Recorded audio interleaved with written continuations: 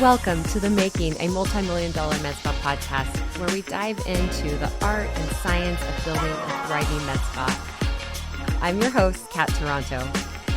In this podcast, we're all about empowering medical professionals and entrepreneurs like you with the knowledge, tools, and inspiration needed to elevate your practice to new heights.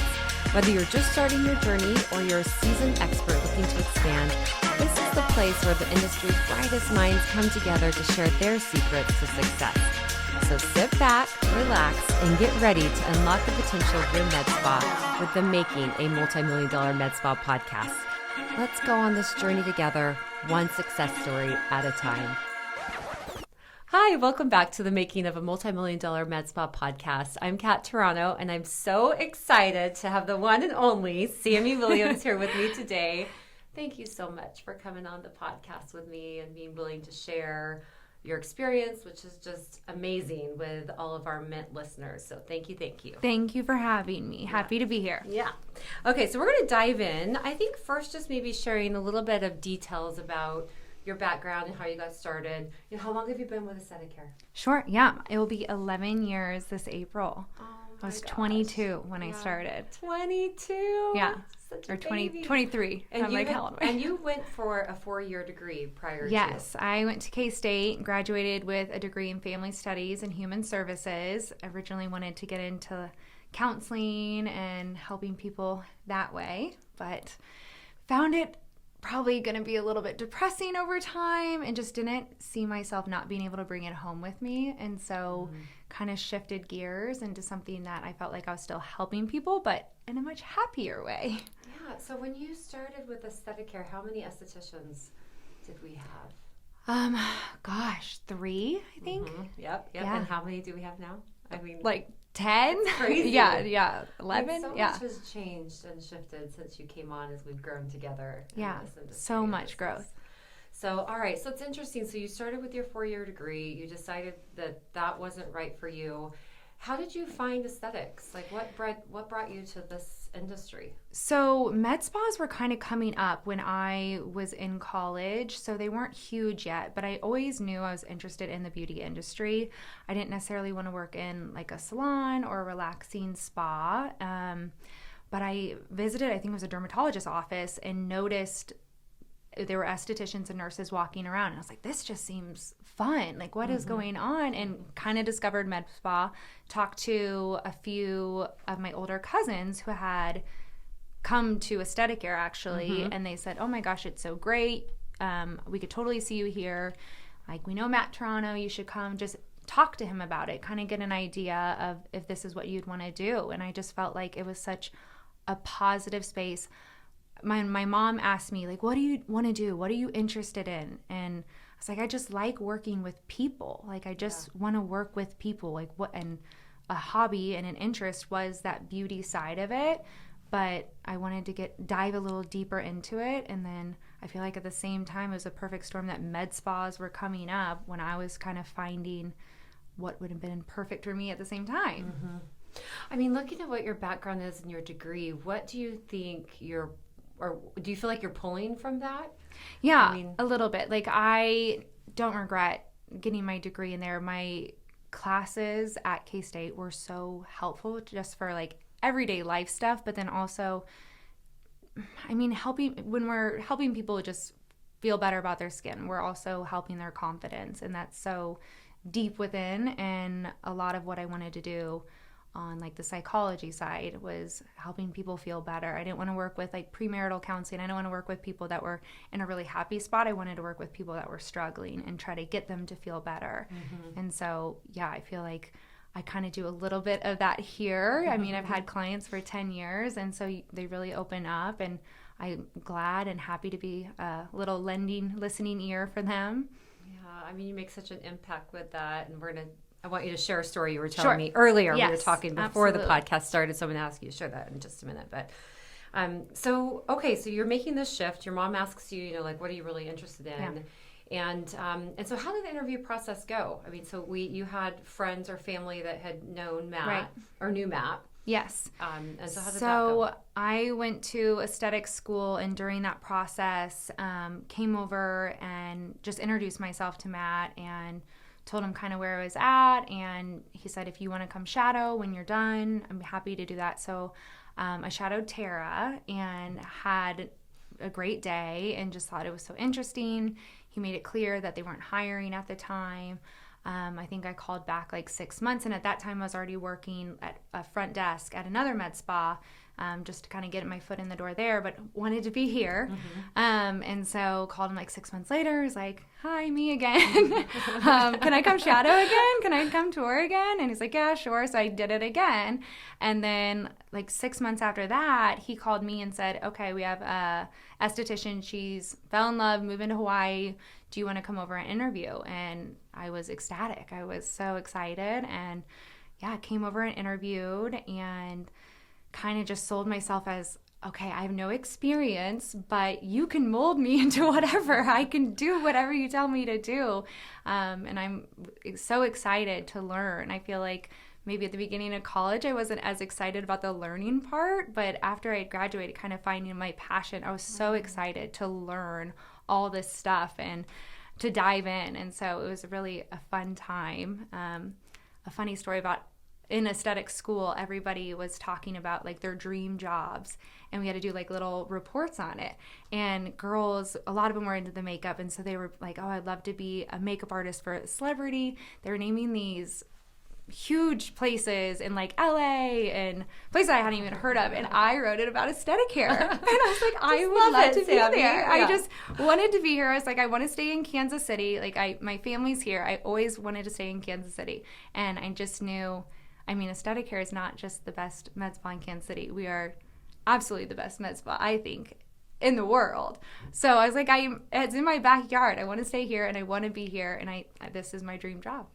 Well, I'd love to hear your side of the interview because, of course, Matt and I talk about it. And then he also, we share it with other clinic owners and other people looking to get in the industry. I think you're being really humble in that. I mean, you went for it. Like you decided that you were going to go back to school, go to aesthetic school. And then during school, you already started the process, which I think is so smart. Don't wait until you want it right then. Like start going to those clinics early on as you're learning and growing. Check them out. You've got to check them out as much as they need to check you out. But to be able to shadow and learn and see what's going on, is it an environment you want to work in? Yeah. And then another 6 months later, you're reaching out, and then another 6 months later. But if you hadn't kept that pressure, if you hadn't followed up, I mean, you might not be here. Yeah, I was persistent. And so that's for sure. And so whenever Matt tells your stories, he's like, she was so persistent and she wouldn't let it go. And like, you're just like, oh yeah, I just followed up with a 6. But he tells it totally different, so it's fun to give the other, or to hear your side of it. Whereas what an owner sees is just the I don't want to say quality, but like how amazing that is. Yeah. Because a lot of times when people come in for a job, they might drop off a resume, or these days they won't even drop it off. They won't even take the time to walk in the door and say hi. Yeah. They send an email or something like that. And so for you to actually to reach out and then follow up just says a lot about your personality.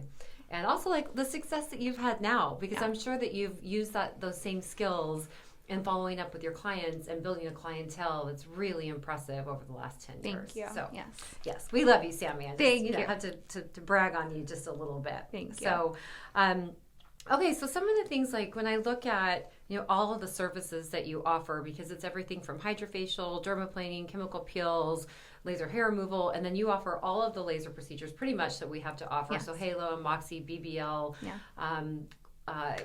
all of the body contouring, cold sculpting. Can I name like all the 35 things? Yeah. Probably not. Yeah. But you know what I'm talking about. Exactly. Okay, all right.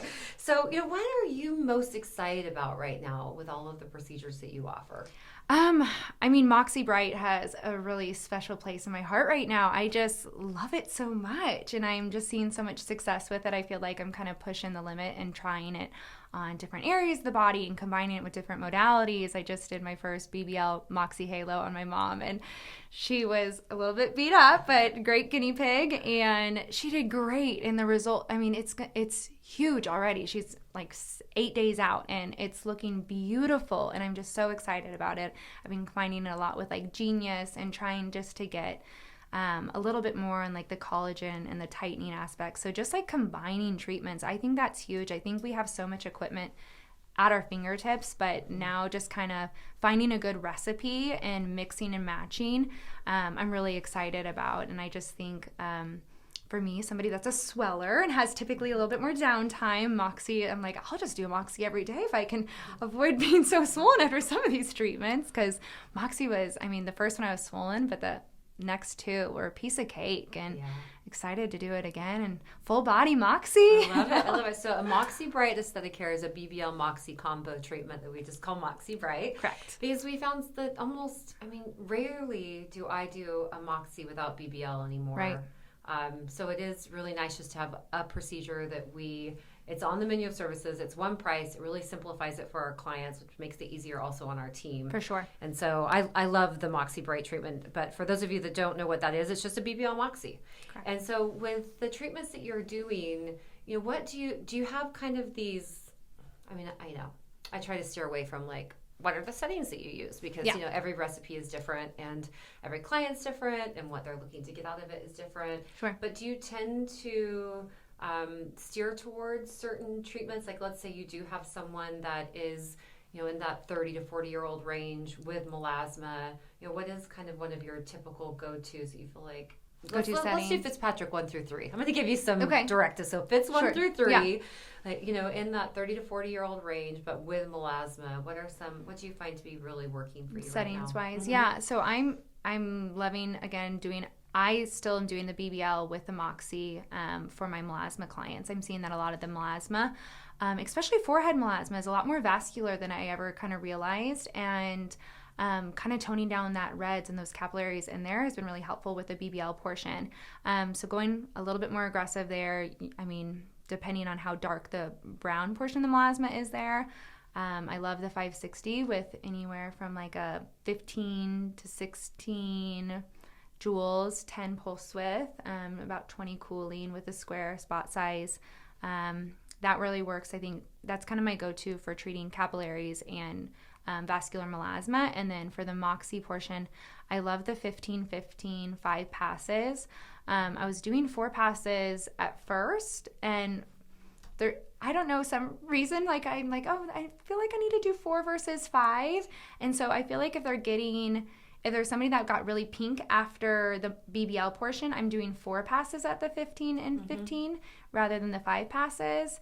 In my mind, just a little bit quicker, get that heat off of them a little bit quicker with the melasma, but trying to get around endpoints of 1,000 to like 1,100, 1,200 joules, doing a little extra on their melasma. I always thought that the forehead melasma was more stubborn than other areas for me, and maybe it's because we're not shedding as much skin there typically, but it's been a game changer for me in that stubborn melasma. I love it.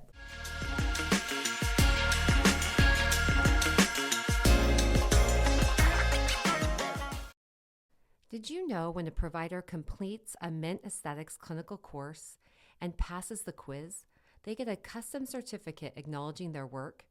We are huge believers that our employees are our best resource, and training only makes them more valuable. These certificates not only boost their confidence, but can credential your team to clients as well. If you're interested in learning more about the Mint online e-courses, visit us at mintaesthetics.com.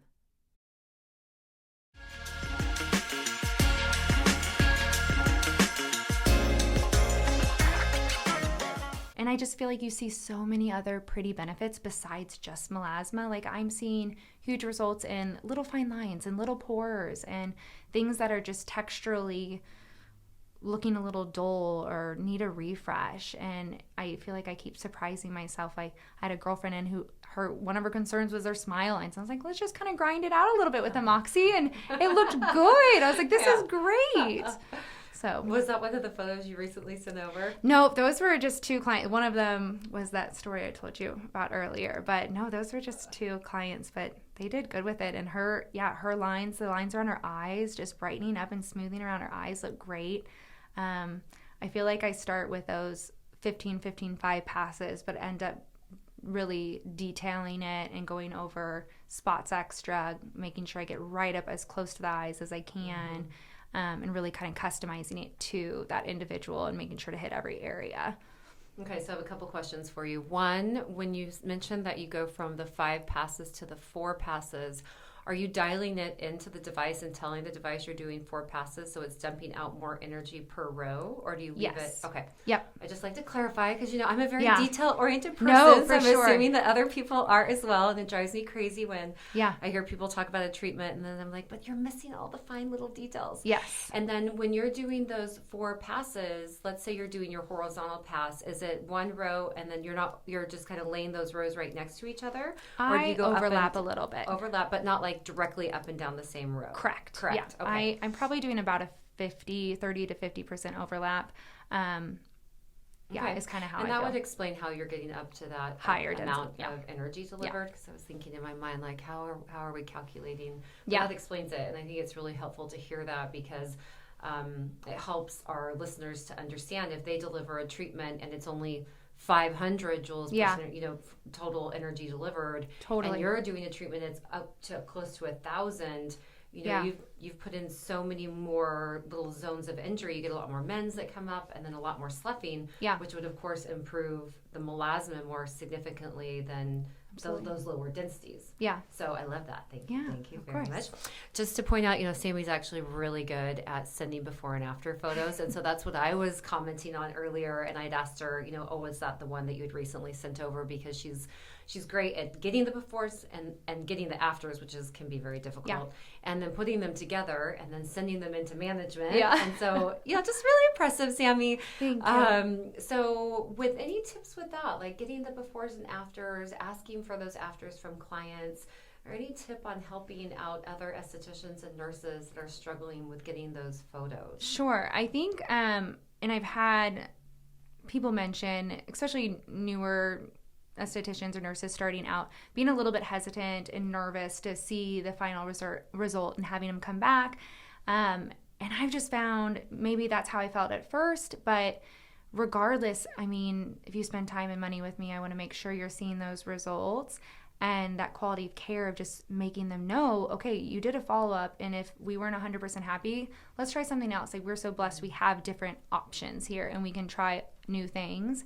And I feel like at first, for some reason, I was nervous to ask them for permission to use their photos.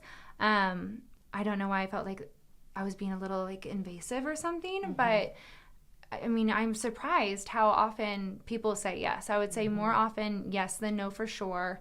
And more often I'm very pleased with the after picture and their result. And if I'm not, then we come up with a game plan and then they're happy. I find some way to get them to be that they're happy and absolutely get that photo after that one. Yeah, right? Yeah. Well, I think too, just so often if I'm choosing a place to go, whether it's a restaurant or for sure an aesthetic center, you're looking at the Google reviews, you're looking at the before and after photos. Yeah. And so it's helpful to me when someone else has given their photo, Absolutely. And so even approaching it that way, like, oh, you can help so many other people also make a great decision. Like, you're really happy. And so it's so helpful for when they do share their photos, because it helps other people make a good decision. Yeah, I have albums on my phone that, we have great before and after pictures here, but obviously we print those books off and then we don't update them for a few months. And so I have my photos that I'm constantly just adding right in there. And so I have a ton of photos that I can just pull out of my phone. Like, these are mine. This is my work. Let me show you the hundreds of people that I've treated this year. And so, I do think... we all feel that way. We want to just, if you can see it, the proof is in the pudding. Like, if you can see it, it's got to be quality. And so it's helpful choosing the provider, choosing the place that you want to be at. And so when you look back when you started and you were 22 to 23 Yeah. years old, Yeah. and brand new to laser Yes. and brand new to all the things. I mean, how did you build that confidence, especially when so many of our clients, and now we have a wider range of ages. Sure, yeah. But 10 years ago, Yeah. it wasn't so vast. I would say we would have fewer Absolutely. 20-year-olds, more so like 30s, 40s, 50s and up. Yeah. How did that work? Like, how did you build that confidence to talk to those women about procedures and things that, I mean, you don't have any wrinkles now. Yeah. But you definitely didn't have them then. Sure. Yes. I mean, yeah, I kind of feel like the baby face hurt me then more than ever. But, I mean, like Laura working here, she was a great mentor for me. I feel like the support of everybody here was great. So if I had a question, I was never afraid to tell a client, I don't know. Let me go find out. I'm not sure. Let me figure this out. I felt like I was always truthful and honest with them. I was definitely a little bit nervous starting out, and I had probably 3 clients refuse to see me. Said hello and then got up, did not say another word after that, got up and said, she is way too young. I cut my hair. I made myself try to look older.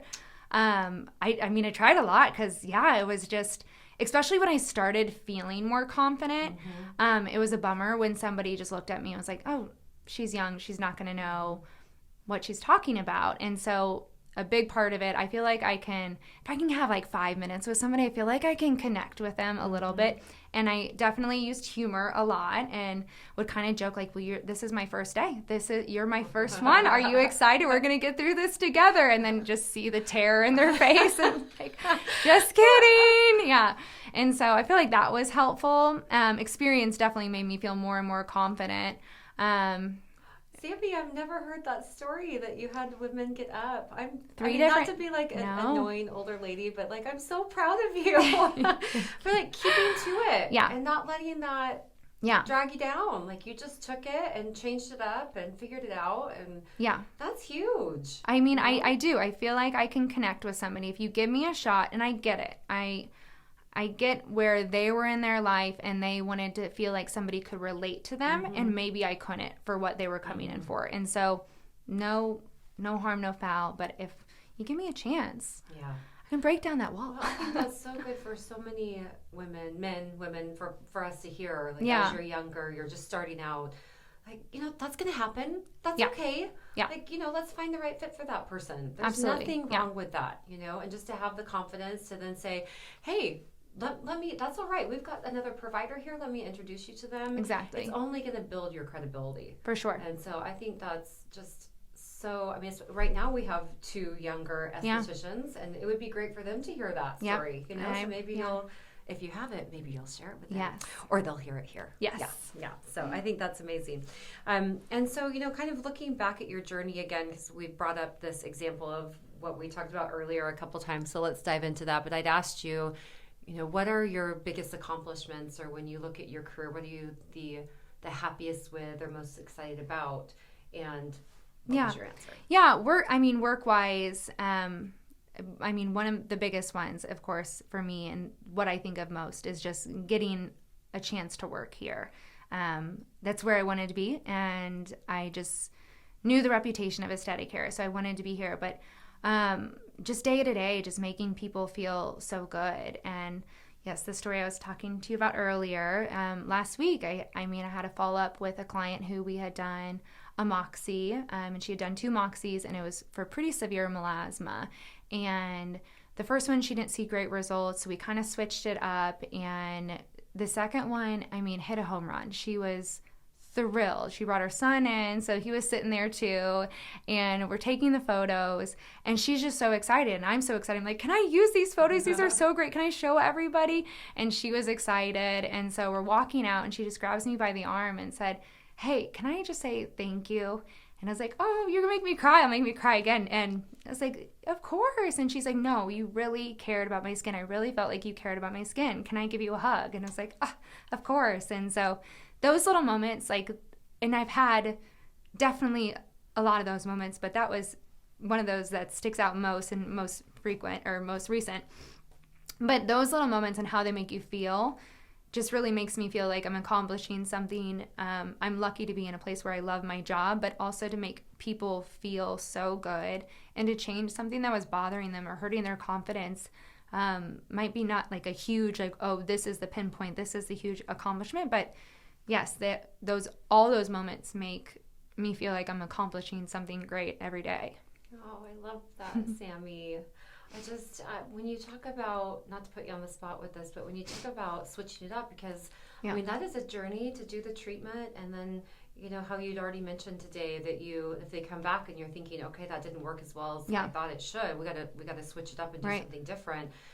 What did you do different, or what do you feel like? So she was a Fitz 4, darker skin tone, and I think we just put too much heat into her skin. I went a little bit more aggressive with the Moxie. I think I think the first one was 15, either 4 or 5 passes. We did the next one at like 12.5 and 12 and just did 4 passes. She felt an extreme amount of heat after her first treatment. We had spot treated a little bit with the BBL. So we didn't do BBL at all the second time around. We did immediate cooling mask, and then I sent her home with one as well. Her response after the first versus the second was already so different because the amount of heat she was feeling was so much less, and heat is such a trigger for melasma. She had also been using a couple different products that may have been irritating her a little bit. I don't think she came in with her skin feeling calm. And so we got a little bit more basic on her skin care at home. She was like nervous because she had gotten a product that was irritating her skin from here. I'm like, oh my gosh, let's switch it up. Like, let me know. We can absolutely do something different. One product's not going to be great for everybody. And so we just kind of really went through her skincare, made sure she came in at a good time where her skin wasn't irritated, put less heat into it, just did Moxie, did cooling afterwards, cooling mask at home. I checked in with her a few days later, and already she was like, the amount of heat I think is going to be great. She said it was so different than the first time around.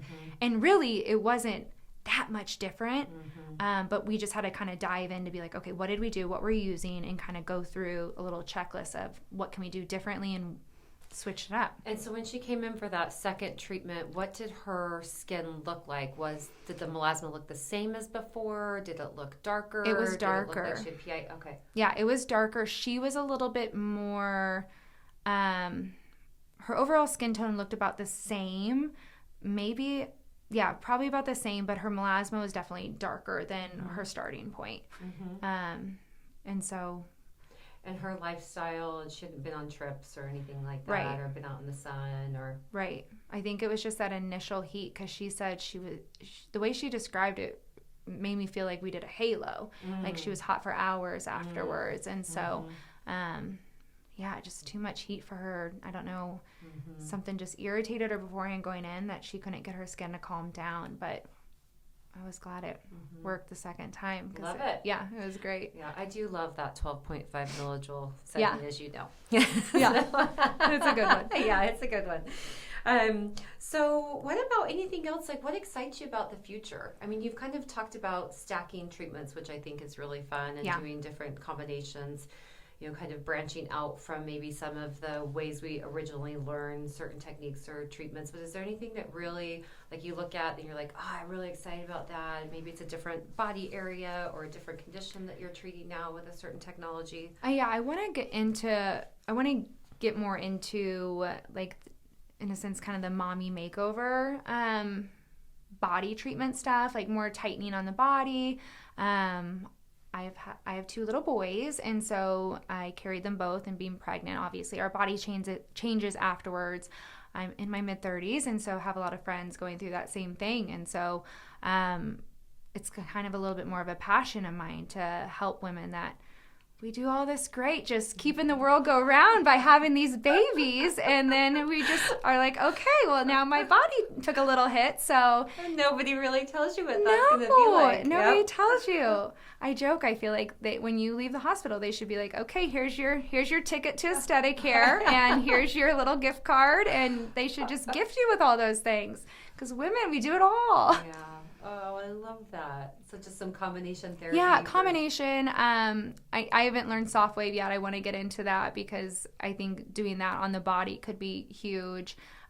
We don't have as many modalities for body treatments as we do for the face or other areas, or for just tightening in general. And so, kind of diving more into that. And I mean, it's always fun to see just what pops up. I mean, this industry, it's always changing. You're always learning, which is so exciting. So it's kind of fun to see what's going to come new. I mean, one of the skincare lines was just talking about a new retinol that was sourced in a different way, and it has no irritation. I'm like, well, that sounds too good to be true, but like that would be awesome. And so just little things like that are kind of fun to see how that changes. And anything new is always exciting to me.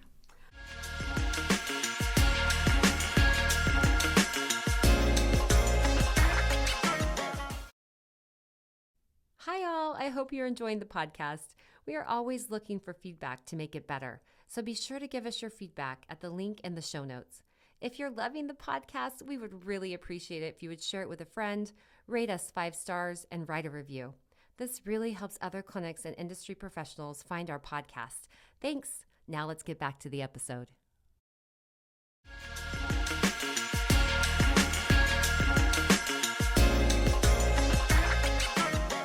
Yeah, it's definitely one of the things I've loved about this industry too, is that you just never get bored. As long as you continue to look for and search out education and search out new things. Like if you try for just a minute, there's lots of things to find. Yeah, absolutely.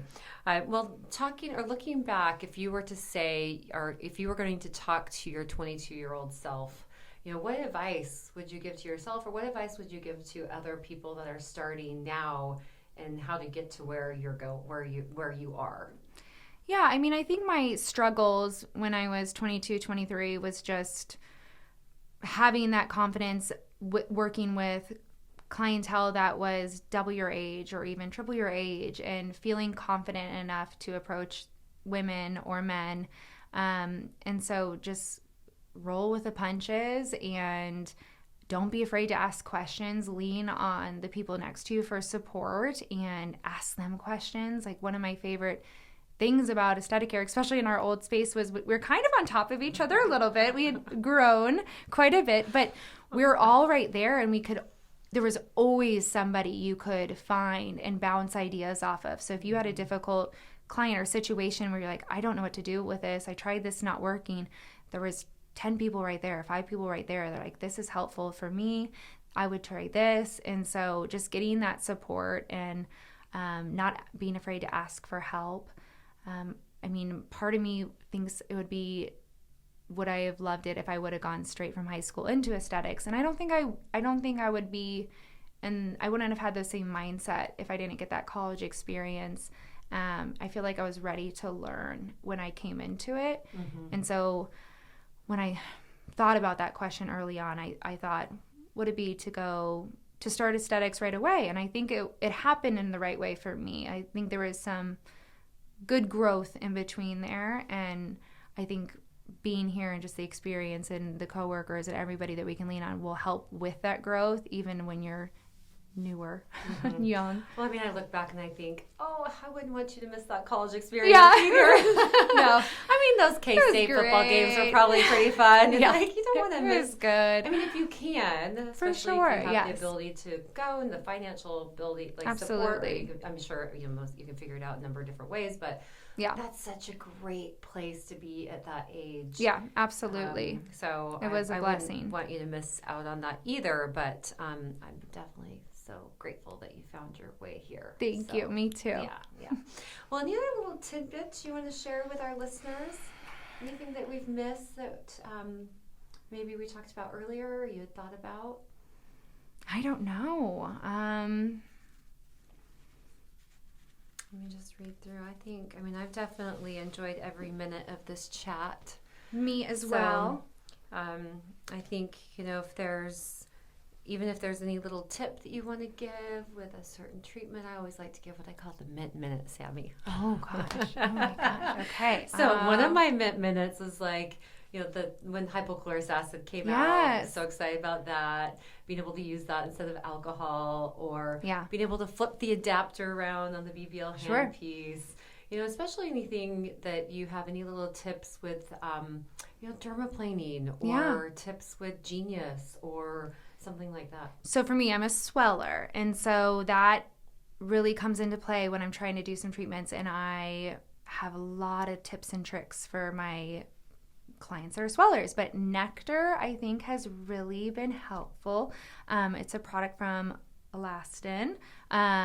It's similar idea of arnica, but you can apply it a few days ahead of time to help avoid bruising, swelling, redness, and then after a few days you can put it on almost immediately after most of the treatments we do. I think that helped a ton, and I've had a lot of clients really benefit from, just keep it in your shelf, just keep it on your shelf, and whenever you need it before you get your injections or your lasers, even like a BBL, because I get a little puffy under my eyes under BBL, it was a great addition to just have on hand. I love that. Thank you. Yes, of course. Elastin's also going to love that. Yes.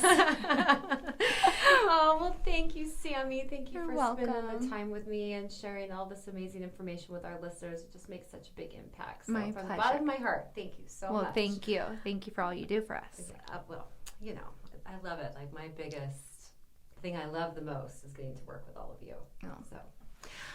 So thank you for tuning in to the Making of a Multi-Million-Dollar Med Spa podcast, and we'll check in with you next time. Thanks for tuning in to today's episode of the Making of a Multi-Million-Dollar Med Spa podcast. I'm Kat Toronto, and it's been an absolute joy to be part of your journey. Until next time, let your passion lead the way. See you soon.